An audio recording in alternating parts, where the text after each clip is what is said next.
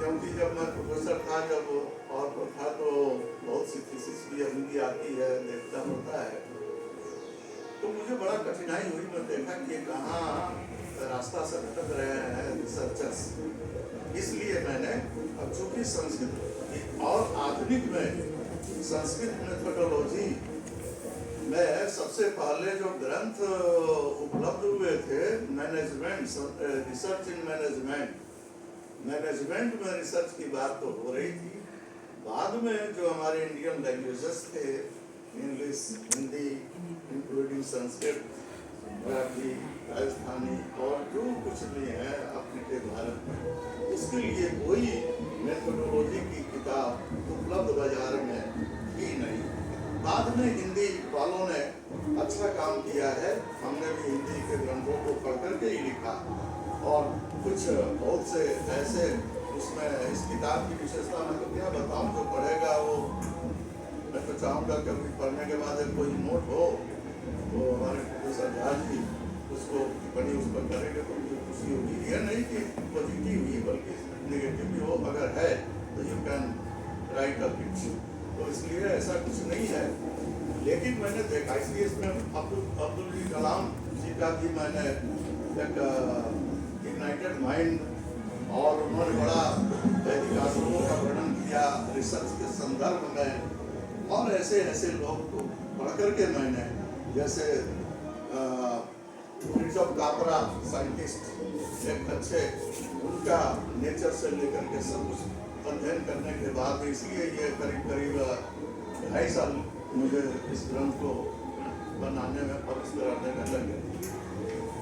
तो बच्चों में अब आता हूँ, सबसे पहला जो शब्द है रिसर्च, और हम हिंदी में उसे अनुसंधान कहते हैं, और उसी को हम शोध भी कहते हैं, गवेषणा भी कहते हैं, अन्वेषण भी कहते हैं, डिस्कवरी भी कहते हैं। और इन सारे शब्दों का मैंने विवेचन दिया, चूंकि मैं संस्कृत विश्वविद्यालय में रहा हूँ, और संस्कृत विश्वविद्यालय जो 10-12 हैं उनमें इस तरह की मेथोडोलॉजी का, इसके पहले 2 लोगों ने लिखा था जो that was not satisfactory in my view, मेरी दृष्टि में वो ग्रंथ उतने जचने वाले नहीं थे, इसलिए मैंने अपनी दृष्टि से इसका निर्माण किया। तो हमारे संस्कृत के छात्राएं घबराते बहुत जल्दी, उनको और पब्लिक से वो ज्यादा मोटिवेटेड होते हैं, गांव से मोटिवेटेड होते हैं। बच्चों, आप मैं आपके समक्ष खड़ा हूँ और इसी भूमि से खड़ा हूँ, और जिस समय के हम लोग हैं उस समय कोई नाम मुश्किल से लेने वाला था संस्कृत का, और आप मुझे सुन रहे हो, मुझे आप ही नहीं सुन रहे हो, और भी जहाँ गया हूँ वहाँ आप जैसे बच्चे ने सुना है, रेस्पेक्ट किया है, इसी तरह का। तो जब मैं इतना बढ़ सकता हूँ तो आप क्यों नहीं बढ़ सकते? संस्कृत को जो कहे गलत, तो स्वयं गलत है। संस्कृत में बहुत चांसेस हैं। संस्कृत, हिंदी हमारे हृदय, आत्मा और हृदय की तरह है, इसको हम छोड़ करके, और साथ साथ अंग्रेजी भी, ऐसा कोई भी लिटरेचर लैंग्वेज कोई बुरी बात नहीं है, लेकिन अपने जड़ मूल को लेकर के चल करके मतलब करना हमने को हमारा धर्म है। इसलिए कभी भी हमारी संख्या कितनी है, साइंस पढ़ेंगे, ये करेंगे, वो भी देखेंगे, इसमें कुछ दिक्कत नहीं है, लेकिन समझौता करके संस्कृत और वेद पुराणों को नेगलेक्ट करके हम तो किसी भी भाषा साहित्य को आदर देते हैं, लेकिन जो हमें आदर देते नहीं देते हैं, ये उनकी अज्ञानता है। आप बड़े बड़े ऑफिसर के पास चले जाइए, बड़े बड़े आदरणीय न्यायाधीशों के पास चले जाइए, बड़े बड़े जो स्किल्ड, बड़े अच्छे मेहनती जो पत्रकार हैं, जो पढ़े लिखे हैं, उनके पास चले जाइए, बड़े बड़े जो ऑफिसर्स हैं उनके पास चले जाइए, ये सब के सब, और हमारे अच्छे, ऐसा नहीं है कि नेता लोग सभी खराबी है, अच्छे अच्छे विद्वान नेता भी आज राज्यसभा में पढ़े हुए हैं, बैठे हैं, उनसे बात करके, चाहे किसी भी पार्टी का, मैं तो कम्युनिस्ट पार्टी के भी में भी अच्छे अच्छे विद्वान रहे हैं संस्कृत के, किसी भी दर का, उससे जाकर के आप संस्कृत के विषय में पूछेंगे तो वो इतना प्रसन्न होगा, इतना अपना अच्छा वक्तव्य रखेगा कि आपको विश्वास नहीं होगा। हम किस दुनिया में रह रहे हैं? हम तो ऐसे वैसे लोगों के बीच रह करके हमारे बच्चे जो है ना थोड़ा सा ये कर देते हैं। इसलिए अब मैं आता हूँ कि शोध है क्या। शोध का नाम शुद्धता है, एक सामान्य भाषा। तो शुद्धता क्या है? शोधन करना। जैसे चावल है, चावल में कुछ कंकड़ पत्थर भी है, उनको हटा दिया, चावल हमारे पास साबुत बढ़िया आ गया। तो इससे क्या है कि अब कूड़ा करकट शास्त्र में नहीं है। ये नहीं मैं कह रहा हूँ कि कूड़ा करकट को साफ करना। शोधन का मतलब है शुचिता पूर्वक उसका अध्ययन करना, पवित्रता पूर्वक उसका अध्ययन करना। और शोधन का मतलब यह नहीं कि कूड़ा करकट को केवल हटाना, बल्कि एक गंगा की धारा, त्रिपथका कहते हैं। गंगा का एक नाम क्या है? त्रिपथका, 3 पथ है। तो एक गंगा की धारा निकली है, दूसरी गंगा कहाँ गई उसका हमें अन्वेषण करना, शोधन करना।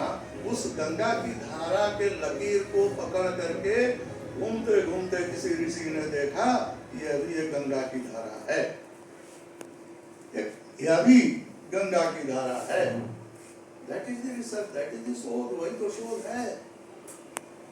एक रास्ते से चल रहे हैं, उस रास्ते को हम और कंफर्टेबल कैसे बनाएं, यह शोध है। यही शुद्धता है, शुचिता। हमें पॉजिटिव माइंड होना चाहिए। प्राय करके हमारे बच्चे क्या करते हैं, इधर को रिसर्च है, गुरुजी एक टॉपिक दे देंगे।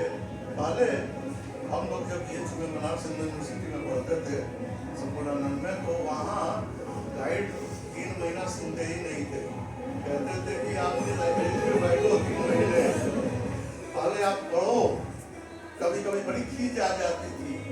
एक बार मैं करीब 50 पेज लिख करके गाइड के पास गया और उनको अमेरिका जाना था।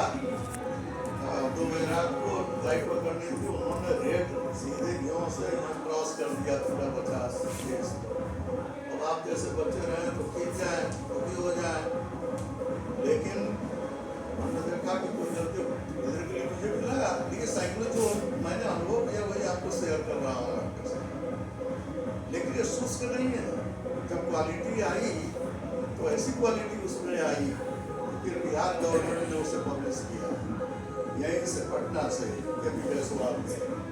तो क्वालिटी होनी चाहिए। शोध में क्वालिटी होगी कैसे? क्वालिटेटिव रिसर्च को हो जाते। इस क्वालिटेटिव रिसर्च को दृष्टिगत करते हुए इस ग्रंथ का मैंने निर्माण किया। इस क्वालिटेटिव रिसर्च के लिए तो मैं बताऊं, पहले आपके शास्त्र में रिसर्च शब्द को मैं बता दूं, क्योंकि ये फिर कभी मौका मिलेगा तो आकर के आपसे बात करूंगा। लेकिन इतना सब समय हमें दे रहे हैं सर, क्या सर 10-15 मिनट चलेगा? तो मैं ठीक 3:15 बजे मैं सर तो क्या बता रहा था? हाँ, रिसर्च, अनुसंधान। एक इसमें टॉपिक मैंने दिया है क्या, हम ही नया रिसर्च कर, जैसा कि मैंने बताया कि मैनेजमेंट में ही था, पहले प्रबंधन में ही रिसर्च था, दूसरे में नहीं था। ग्रंथ ही नहीं मिलते थे मेथोडोलॉजी के। हमने भी जब पढ़ना शुरू किया उसमें दीपक कोठारी इत्यादि जो है सब मैनेजमेंट पर ही लिखे हुए हैं, इसलिए उनको मैंने लेकर के लिखा। उनमें तो देखा ऐसा नहीं है, परिभाषाएं और कैसे किया। मैथमेटिकल जो उनके थे वो तो हमारे समझ में आती नहीं, जो कंसेप्ट जो था उनसे जो अच्छा हो गया मैंने। तो इस तरह से पहले उपलब्ध नहीं था। क्या हमने ही प्रारंभ किया है कि हमारे ऋषियों ने भी किया था रिसर्च। तो रिसर्च शब्द जो है रिपीटेशन, रिसर्च, रीअरेंजमेंट, रीमैनेजमेंट, रिकॉलिंग, इस सबके पहले कॉलिंग, मैनेजमेंट, सर्च, ये सब बैठा है कि नहीं बैठा? तो इसलिए रिसर्च का मतलब है हमें पुनः खोज। आज कहते हैं शोध, that is not like that, वैसा नहीं है। रिसर्च का मतलब है कि ऑलरेडी आवर वैदिक सीयर्स, आवर पौराणिक sages have searched something from nature. हमारे प्रकृति से कुछ खोज की उन्होंने, खोज करके आपके शास्त्रों में उसको अंकित किया, लिखा पद्यों में, गद्यों में, नाटकों में। जैसे मैं आपको बताता हूँ सर, आज प्लांटेशन की बात बहुत चल रही है। आज एनवायरमेंटल बैलेंस के लिए प्लांटेशन की गवर्नमेंट की व्यवस्था कर रही है और फिर भी सक्सेसफुल नहीं हो रहा है। मुद्रा राक्षस के नाटक विशाख दत्त, मैं ज्यादा उदाहरण देता हूँ कि हमारे कवियों को हम बिहारियों ने बहुत छोड़ दिया है। ये यही का नाटक है, चाणक्य के ऊपर, चंद्रगुप्त साम्राज्य के ऊपर, और बहुत ही एक वैसा ही नाटक, ऐसा नाटक है जिसमें आपको नायिका नहीं मिलेगी। आती भी है चंदन दास की पत्नी, तो 2 क्षण के लिए आती है, बिल्कुल राजनीति प्रधान। तो उसमें क्या है, आपको मैं एनवायरमेंटल बैलेंस की बात बताता हूँ।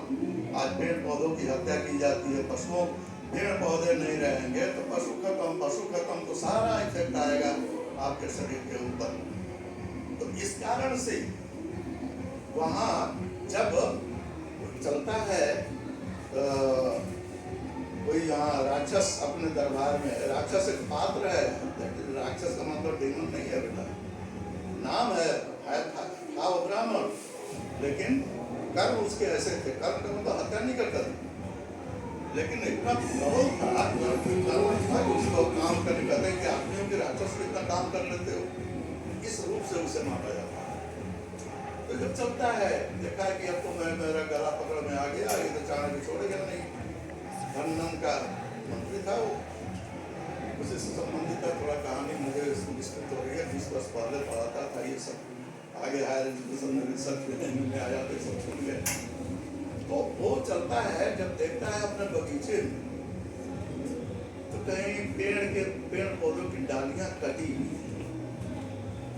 तो बड़ी वेदना उसे, और उस पर सांप के केचुए जो छोड़ता है ना, उसके लिपटे हुए हैं। वो आंधी चली होगी, नीचे से केचुआ जाकर के उस पर पड़ गया। तो कल्पना क्या करता है कि पेड़ रो रहा है, इसका घाव है, कट गया है हाथ, और उस पर यह पट्टी लगी हुई है, नहीं से पट्टी बांध रही। जरा देखिए बच्चों, आज 400-500 पहले, 400-500 वर्ष पहले की बात, वेदों में, पुराणों में, साहित्यों में, हमारी दृष्टि आज जा रही है हमारे कवियों की, ऋषियों की, पौराणिक मुनियों की दृष्टि कैसी अमर थी, जो सार्वकालिक थी। उन्होंने जो कल्पना की, ये क्या है, हम तो आज पशुओं को काट करके खा जाते हैं, ममता नहीं होती। और एक व्यक्ति हुआ है जो एक पेड़ के कटे डाल को देखकर कहता है इसकी हाथ कट गया है और ऊपर से इसको पट्टी बांधा गया है। तो ऐसी ऐसी चीजों को पहले तो कह दिया हमारे ऋषियों ने, उसको फिर से जीवित करना, यह भी research, already the concept of research has been done by our sages, जो हमारे ऋषियों ने कर दिया।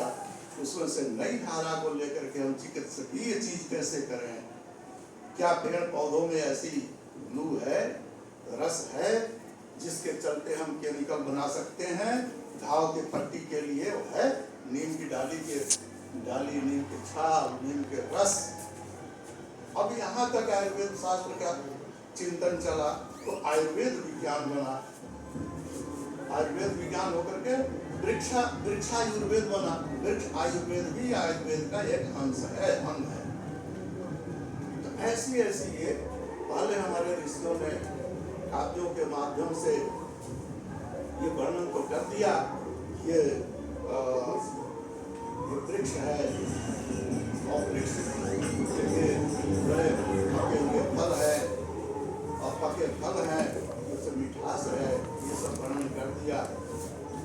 पक्षियों का वर्णन किया, लोगों का वर्णन किया, लेकिन उसके उसके पीछे केमिस्ट्री क्या है, केमिकल वैल्यू क्या है प्लांट्स की, केमिकल इम्पोर्टेंस क्या है उस फ्रूट्स की, उनकी क्या कितने मात्रा में हाउ मच अमाउंट ऑफ कितना प्रोटीन है, कितना क्या है, ये सब हमारे आयुर्वेद के शास्त्रकारों ने चिंतन किया। तो आज भी कोई एक ऐसा निकला हमारा वेद शास्त्र से आयुर्वेद जो जिसे कोई चैलेंज तो नहीं कर सकता। इसी तरह से दो चीजें हमारे यहाँ ऐसा चैलेंज करने लायक नहीं है, और इन्होंने हमारे संस्कृत को, हमारी भारतीय संस्कृति को ऐसा वैज्ञानिक स्वरूप प्रदान करके आज भी अमर रखा है कि कोई भी व्यक्ति, कोई भी अपने बड़े से बड़े विद्वान इन चीजों का अपलाप तो नहीं कर सकता। वो है हमारा ज्योतिष शास्त्र वेदांत, और एक उपांग है वेद का आयुर्वेद। ये दोनों, इनकी गणना, इनकी केमिस्ट्री, इनका फिजिक्स, ज्योतिष totally depends on physics, metrology, सारी चीजें हैं। तो ये हमारे ऋषि महर्षियों ने ये करके दे दिया। वेदों में आयस भवन का है, लोहे के भवन का है, लोहे के भवन का वर्णन और बाद में पौराणिक काल में महाभारत में और ये सब आए। युद्ध आपका रुद्राष्टाध्यायी में आप देखें, तीसरे अध्याय में बच्चे पढ़ते होंगे, आशु शिखाम वृषभो न भीमो घना घना क्षोभन सरेखणी नाम संक्रंदनो। ये क्या है? बिल्कुल मिलिट्री साइंस है, युद्ध भूमि का बिल्कुल दर्शन कराता है। क्या होता है, what is the scene of the battle ground का क्या है। संजय जब वो अंतः प्रज्ञा से देख करके मैसेज भेजते हैं, ये क्या है, इतना विज्ञान कहाँ है।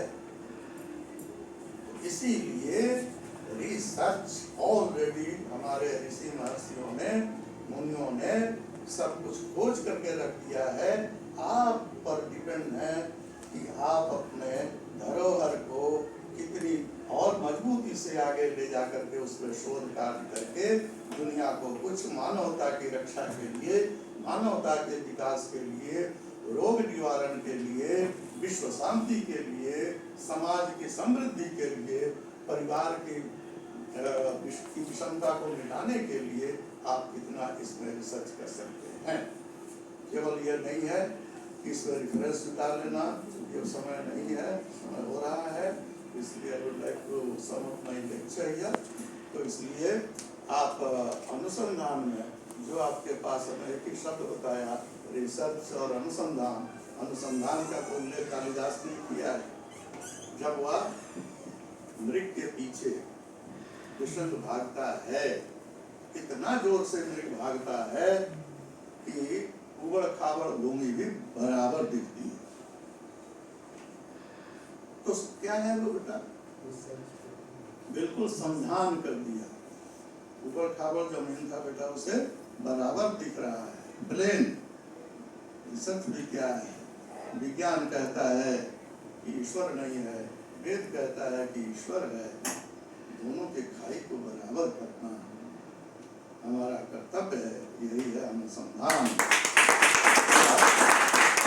हमारे कालिदास ने और अन्य महाकवियों ने किया, और साथ साथ प्रोफेसर सतीश चंद्र जी से भी मैं मिला हूँ, और वहाँ भी मैंने बुलाया था अपने यूनिवर्सिटी में कॉन्फ्रेंस में। मैं इसके माध्यम से श्रद्धांजलि अर्पित करता हूँ, और इसके ऊपर जो व्याख्यान वाला हमारे झाजी ने, हमारे संकाय अध्यक्ष ने, और सबसे इस संस्था के प्रधान आदरणीय वाइस चांसलर साहब ने जो उपक्रम किया है, उसके लिए मैं बहुत बहुत आभारी हूँ, धन्यवाद देता हूँ। साथ साथ झाजी ने मुझे यहाँ निमंत्रित किया, और आप लोगों ने मुझे मेरी